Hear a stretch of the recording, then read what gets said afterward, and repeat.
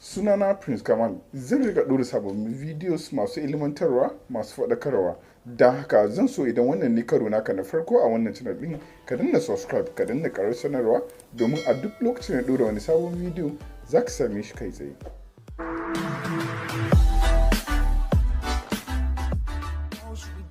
Sai aka ce dole duk wanda zai yi fim daga yanzu sai an tace an tabbatar da abubuwan da basu dace da tarbiyya da al'adar mu ba.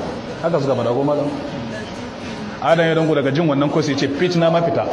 Da haka sai gashi ya fito ya bayyana, ni na ga bidiyon. Ya bayyana bidiyon a shafinsa yana kiran mutane cewa ya fita daga cikin kungiya ta Kanniwu, da haka yanzu yana so ya ci gashin kansa. Da haka yanzu zai fitar da sabon fim mai suna Sabon Sarki. Ko? Sabon Sarki ne ko? In ba kuskure ba sunan fim din kenan. Dan haka yana neman 'yan mata wanda shekarunsu bai ɗara 20 ba, daga 18 zuwa 17 zuwa 19. Da haka sai yana bukata, idan kina bukata sai ki aje sunanki a shafi kaza. Kun ga bidiyon ai? Wasu sun ga bidiyon a shafi kaza. Da haka idan suka bibiya in sa sai ta zo a yi mata interview a tabbatar da za ta iya abin da ake bukata ko ba za ta iya ba. Jama'a kun ji, 'yan mata yake bukata 'yan shekara 18, 'yan shekara 19, 'yan shekara 17. Baya son wanda suka ɗara shekara 20 saboda ba za su yi musu abin da ya kamata ba. Kaga ya ɗaura ɗamarar rusa tarbiyyan 'ya'yan musulmai ko? Saboda idan yana cikin ƙungiyar ba za su bashi ya wancan ɗamarar ba. Yanzu bari ya fita, idan ya fita sai ya ci gashin kansa ya duk abin da yake so. Kuma tabbas mun ji labarin waɗanda suka kai sunayensu. Ka fito mun bari a cikin masallaci ka yi waɗannan mugayen ƙazafin, ko kuma in ce ƙarya, ka faɗa wa mabiyanka abinda baka sani ba, baka sanya ake yin shi ba.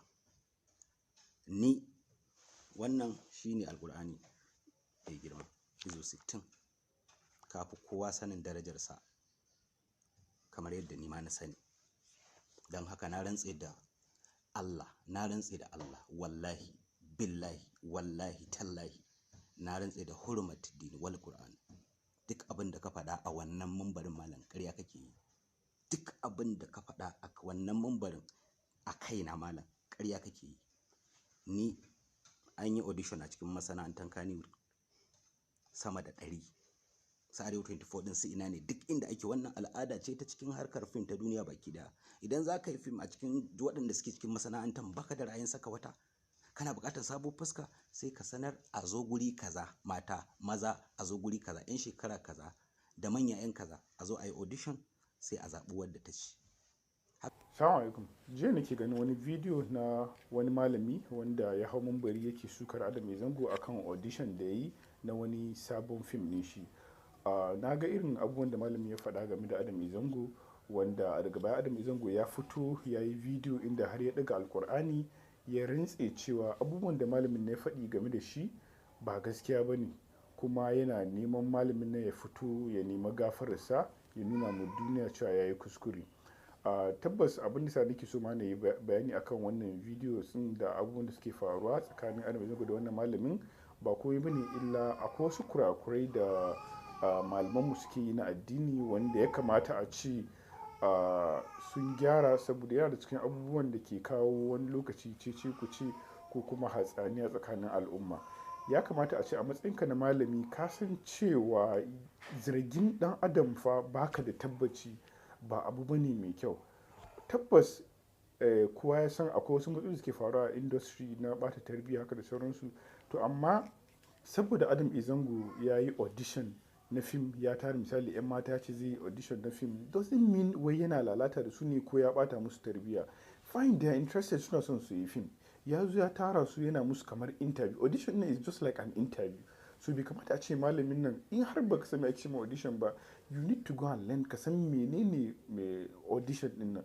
Ba wai ka zo kawai ka hau mambari ba saboda kawai shi dan fim ne, kai malami ne, ka zo kana suka shi kuma kana ganin abin da kai kai daidai. So ni ina roƙon wannan malamin da ya fito ya bawa Adam Mai Zango haƙuri, saboda for the fact that Adam Zango ya ɗaga alƙur'ani ya rantse cewa abin da malamin ne zarge shi ba gaskiya ba ne, wannan kawai is enough. Malamin ne ya fito ya ba shi haƙuri, sannan in zai nasihan shi akan wasu abubuwa da suke faruwa a industry, fine, nobody will stop you, ba wai abu bane wanda za a ce baka yi daidai ba. Ya kamata dama malamai ku rika sa baki, ku rika yin nasiha, kuna gyara ko ba Kannywood industry duk wani abu da kuga ana yi da ba daidai ba ya kamata ku fito ku rika yin magana.